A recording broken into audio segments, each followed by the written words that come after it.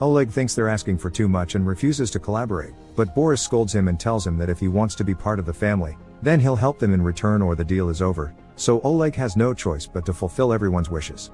After visiting the theater Rita works at and scheduling her show, Oleg finally discovers what his power is while in bed with Sveta.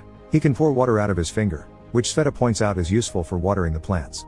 The following morning, Sasha joins the couple when they go check out the bank that will be their victim. It's not the one she works at, so they can avoid suspicion. While they discuss the details, Sasha asks what would happen if Sveta was caught and sent to jail, wondering who would take care of Oleg. Amused, Sveta plays along and tells her she can do it. When they return home, they find out Tolik has shaved his head because he's finally been accepted in the army, which means he won't be available to rob the bank. Boris is sad that he'll be losing his son, but Oleg can't stop thinking about the plan, so he pulls some strings among his contacts and gets the army to talk to Tolik and tell him it was all a mistake. Tolik is obviously furious and upset about this turn of events, but Boris doesn't hide how pleased he is that the army has, according to him, seen the light. Oleg comforts Tolik, telling him that after they rob the bank he can talk to some people he knows and get him it, gaining Tolik's trust as he hugs him.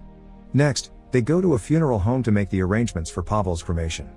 The employee gives them a piece of paper that Pavel can stick to his chest so when the police find him dead, they'll know to take him there. Afterward, Oleg takes Sasha out for lunch at a fancy restaurant while the family watches them from afar and Sveta invisibly sits next to them to keep an eye on her sister.